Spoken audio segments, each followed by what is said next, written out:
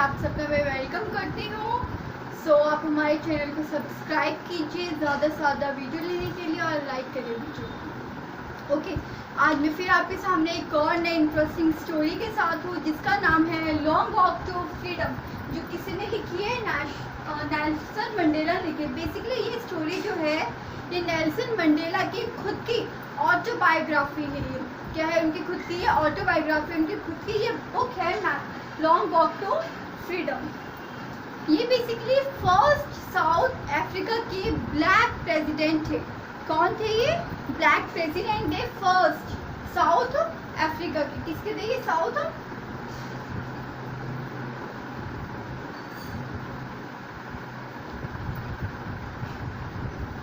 Africa के थे ये फर्स्ट ब्लैक प्रेसिडेंट।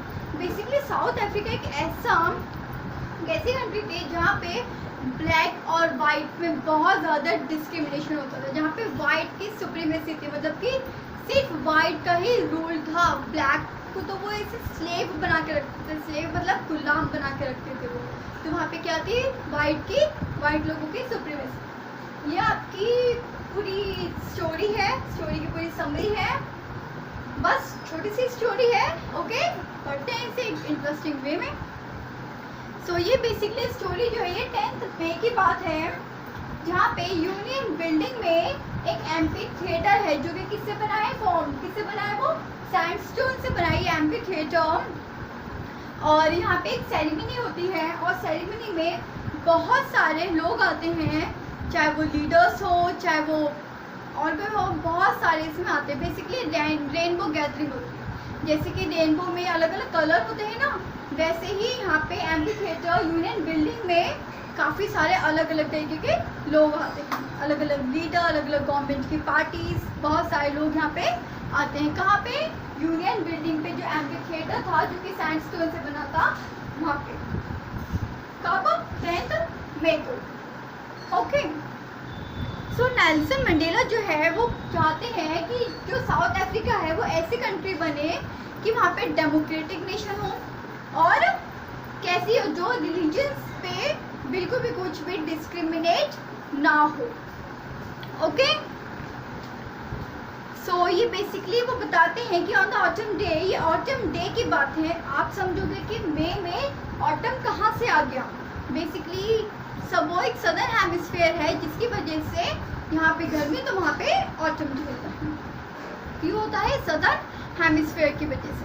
सदर्न मतलब कि साउथर्न। ओके, जो नेल्सन मंडेला है ये अपनी डॉटर का नाम था जिनान, ये अपनी डॉटर के साथ पहुंच गए। कहाँ पे? यूनियन बिल्डिंग में चले गए। और ये वहाँ पे क्या देखते हैं कि वहाँ पे क्या होता है? पोडियम पे डी क्लर्क को सेकंड डेप्यूटी प्रेसिडेंट का स्वान सॉन्ग, मतलब कि जो शपथ होती है वो दिलाई जाती है। और फिर आता है थैबो mbeki को फर्स्ट डेप्यूटी प्रेसिडेंट की शपथ दिलाई जाती है, ओथ जिसे कहते हैं, वो दिलाई जाती है इन दोनों को, फर्स्ट डेप्यूटी प्रेसिडेंट को एंड सेकंड डेप्यूटी प्रेसिडेंट को। ओके, तो ये बताते हैं, वो अपने आप को डिवोट करते हैं कि कैसे कैसे उन्हें लोगों के लिए सेक्रीफाइस किए, कैसे कैसे उन्हें उनके उस कंट्री को डेमोक्रेटिक बनाया, वो इन सब के बारे में बताते हैं। तो वो जो वहाँ पे जितने भी गेस्ट होते हैं वो सबको थैंक्स करते हैं और एक कॉमन विक्ट्री के लिए, लाइक फॉर द जस्टिस हो, चाहे पीस, चाहे शांति के लिए हो, चाहे ह्यूमन डिग्निटी के लिए हो, वो उन्हें क्या करते हैं? थैंक्स करते हैं किन्हें? गेस्ट को। ओके, और वो कहते हैं कि मैं एक ऐसा साउथ अफ्रीका बनाना चाहता हूँ जिसमें पॉवर्टी फ्री हो, पॉवर्टी पे बेस ना हो हमारा साउथ अफ्रीका, जहाँ पे कुछ भी डिस्क्रिमिनेशन ना हो, चाहे वो वाइट एंड ब्लैक पे हो, चाहे वो किसी रिलीजन्स के बेस पे हो। मैं ऐसी कंट्री नहीं चाहता, मैं इसे एकदम फ्री बनाना चाहता हूँ। चाहे वो सफरिंग करते हो जेंडर से या एनी अदर डिस्क्रिमिनेशन, चाहे कोई सा भी डिस्क्रिमिनेशन हो, वो नहीं चाहते थे कि ऐसे कोई भी डिस्क्रिमिनेशन हो। कहाँ पे? साउथ अफ्रीका की कंट्री। ओके, वो दोबारा से इस कंट्री को स्लेव मतलब कि गुलाम बनाना नहीं चाहते थे, जो कि वाइट लोग ब्लैक लोगों को बना के रखते थे, बल्कि नेल्सन मंडेला ऐसा नहीं चाहते थे। उन्होंने कहा कि आज एक नया सन, मतलब कि एक नया सूरज का उदय होगा, जहाँ पर गॉड ब्लेस अफ्रीका होगा। बेसिकली ये लोग गॉड ब्लेस अफ्रीका होगा, जहाँ पे एकदम फ्री अफ्रीका होगा, चाहे वो डिस्क्रिमिनेशन से हो, चाहे वो रिलीजन से हो, चाहे वो डेमोक्रेटिक से हो, चाहे वो black and white, what any other discrimination, चाहे वो कोई सा भी डिस्क्रिमिनेशन हो, हमारा साउथ अफ्रीका कैसा होगा, एकदम फ्री होगा। इतना क्लियर हो गया आप लोगों को? सो वहाँ पे क्या होता है, जब ये लोग अपने डिवोट करते हैं, जब नेल्सन मंडेला अपने साइड वाइज बताते हैं, वहाँ पे क्या होता है, जो अपनी ये सारे लोग अपनी आइज को लिफ्ट करते हैं, मतलब कि ऊपर की साइड को देखते हैं, और वो देखते हैं कि हेलीकॉप्टर्स जो हैं वो जाते हैं कहाँ से, यूनियन बिल्डिंग के ऊपर से सब लोग देखते हैं, और वो लोग क्या कर रहे होते हैं, एक अफ्रीकन जेट होता है, अफ्रीकन जेट के जो हेलीकॉप्टर्स हैं वो लोग जाते हैं, और ये जो हेलीकॉप्टर्स हैं इनका नाम क्या था, कौन सी शेप बनाते हैं ये,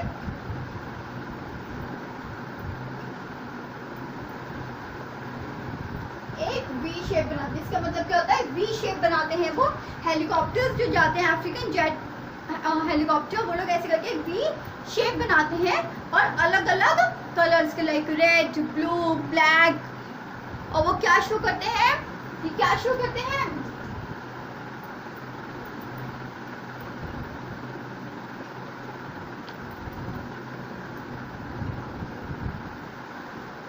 क्या शो करता है, ये न्यू अफ्रीकन फ्लैग एक शो करते हैं, सिंबलाइज करते हैं। और जितने भी लोग, जितने भी लीडर्स, जितने भी वहाँ पे पार्टी होती है, जिन लोगों के गले में मेडल्स होते हैं और जितने भी उन्हें कुछ भी मिला होता है, वो सब उन हेलीकॉप्टर्स को देख के सैल्यूट कर रहे होते हैं, प्लीज कर रहे होते हैं, क्या कर रहे होते हैं, वो सैल्यूट कर रहे होते हैं, किसे देख के, अफ्रीकन जेट पोर्ट को, जो कि न्यू अफ्रीकन फ्लैग शो कर रहा था। उन सबको बड़े बड़े लीडर्स देख के सब उन्हें सैल्यूट कर रहे होते हैं। नेल्सन मंडेला बताते हैं कि इस यूनियन बिल्डिंग, इससे पहले कि कैसे नेल्सन मंडेला को एक फ्री बनाने के लिए, साउथ अफ्रीका के लिए उन्हें कैसे अरेस्ट किया गया था, एक अच्छे लॉयर को एक क्रिमिनल बना के रख दिया था, कैसे उन्हें रेवोल्यूशनरी उन्हें फेस करनी पड़ी थी, वो ये सब कुछ अपनी स्टोरी में, अपनी ऑटोबायोग्राफी में बताते हैं। नेल्सन मंडेला बताते हैं कि वहाँ पे यूनियन बिल्डिंग में 2 नेशनल एंथम हुए थे। पहली बार वहाँ पे एक ही दिन में, एक बार में 2 नेशनल एंथम हुए थे, एक वाइट का, एक ब्लैक लोगों का। वाइट लोगों ने गाया था कोशिश के लिए आई अफ्रीका, और ब्लैक ने गाया था डाई स्टेम। ये 2 नेशनल एंथम होते हैं वहाँ पे। बट जब वाइट अपने नेशनल एंथम को गा रहे होते हैं तो ब्लैक को भी साथ में गाना पड़ता था, बट ब्लैक को वाइट लोगों के नेशनल एंथम याद ही नहीं था, जिसकी वजह से क्या हो रही थी, लिरिक्स में अप्स डाउन हो रही थी। सेम ऐसे ही जब ब्लैक्स अपने डाई स्टेम गा रहे थे, अपने नेशनल एंथम को गा रहे थे, ऐसे ही सेम प्रॉब्लम्स वाइट वालों ने फेस करी, क्योंकि वाइट वालों को भी याद नहीं था कि ब्लैक वालों का नेशनल एंथम क्या है, उन्हें तो अपने अपने नेशनल एंथम याद थे। सो उनके लिरिक्स में क्या हो रहा था, अप एंड डाउन हो रहा था। और आगे जो नेल्सन मंडेला है वो बताते हैं कि मैं इस दिन के लिए बहुत ज़्यादा भावुक हुआ था, क्योंकि 20 सेंचुरी से पहले, 20 सेंचुरी से पहले, 2 डिकेड एगो से पहले, जब मेरा बर्थ भी नहीं हुआ था, जब मेरा जन्म भी नहीं हुआ था, किसका, नेल्सन मंडेला का जब बर्थ भी नहीं हुआ था, ये बताते हैं, तब वहाँ पे एंग्लो बोर की वॉर हुई थी। किसकी, एंग्लो बोर की वॉर हुई थी, और जहाँ पे बहुत ज़्यादा डिस्क्रिमिनेशन हुआ था ब्लैक एंड वाइट को लेकर। ऑलराइट, सो नेल्सन मंडेला कहते हैं कि मैं इस पूरे स्ट्रक्चर को चेंज करना चाहता हूँ, एकदम फ्री डेमोक्रेटिक कंट्री में इन्हें बनाना चाहता हूँ। ओके, सो आगे नेल्सन मंडेला बताते हैं कि लास्ट जो 20 सेंचुरीज की जो डिकेड थी, ये पूरी स्टोरी थी उनकी। आगे वो कहते हैं कि 8 डिकेड में जब नेल्सन मंडेला का बॉर्न हो चुके थे वो लोग, वो बताते हैं कि ये सिस्टम मैं ऐसा बनाना चाहता हूँ कि पूरे साउथ अफ्रीका को एकदम फ्री करना चाहता हूँ मैं, किससे, सारे के सारे डिस्क्रिमिनेशन से। वो अपने इस डे को एक सेक्रीफाइसिंग डे कहते हैं, और वो फील करते हैं, जितने भी अफ्रीकन लोग थे, जितने भी अफ्रीकन पैट्रियटिस्ट थे, पैट्रियटिस्ट मतलब कि देशभक्त जो थे, उन लोगों ने जो भी अपनी जान गंवा दी, किस चीज़ के चक्कर में, डिस्क्रिमिनेशन के चक्कर में, स्ट्रगल्स के चक्कर में, सैक्रिफाइसिंग के चक्कर में, जिन लोगों ने भी अपनी अपनी जान गंवा दी, वो नेल्सन मंडेला उन सब के पेन को फील कर रहे थे। किस किस के? जिन लोगों ने अपनी अपनी जान गंवा दी थी। क्या पता उनको कोई रिवॉर्ड या फल कुछ मिला भी उनकी जान गंवाने के लिए, उन सबके लिए वो पेन फील करते, और ना ही नेल्सन मंडेला उन लोगों को थैंक्स कह पाए इन सब स्ट्रगल एंड सेक्रीफाइसिंग के लिए। सो नेल्सन मंडेला कहते हैं कि मैं साउथ अफ्रीका को फ्री बनाना चाहता हूँ, लेकिन इसके लिए जनरेशन टू जनरेशन तक का टाइम नहीं लगेगा, बट कुछ साल ज़रूर लगेंगे साउथ अफ्रीका को फ्री बनाने के लिए सारे के सारे डिस्क्रिमिनेशन से। ऑलराइट, सो नेल्सन मंडेला यहाँ पे कुछ एक्स्ट्रा ऑर्डिनरी लीडर्स के नाम हैं, for example Oliver Tambo, Walt etcetera.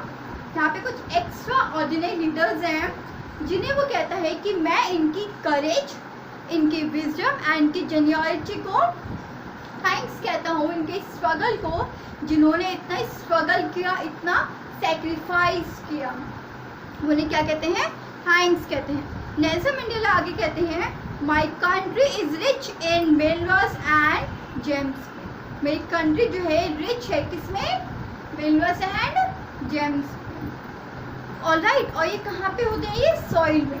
But Nelson Mandela कहते हैं कि नहीं, मेरी कंट्री तो रियल वेल्थ इज पीपल है। रियल वेल्थ है मेरी कंट्री में, रियलिटी क्या है? पीपल है। क्या कहते हैं वो? पीपल है मेरी कंट्री में।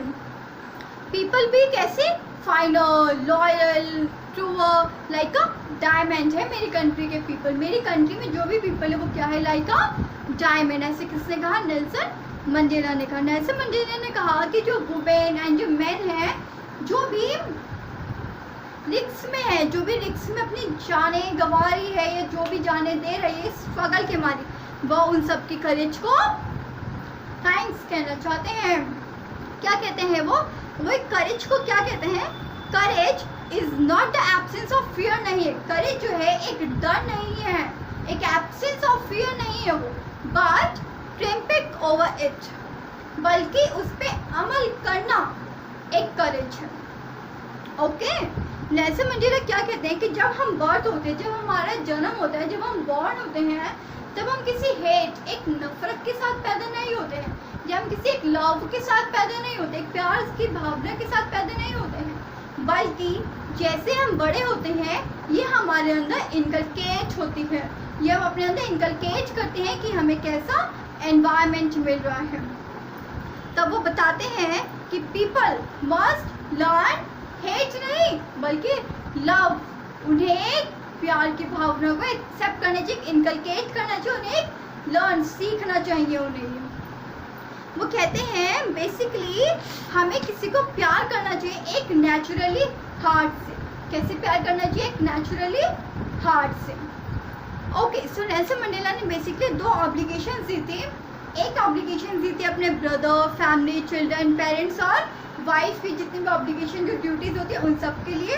दूसरी ऑब्लिगेशन दी थी उन्होंने पीपल, कम्युनिटी एंड कंट्री के लिए। उन्होंने ये दो ऑब्लिगेशन दी थी।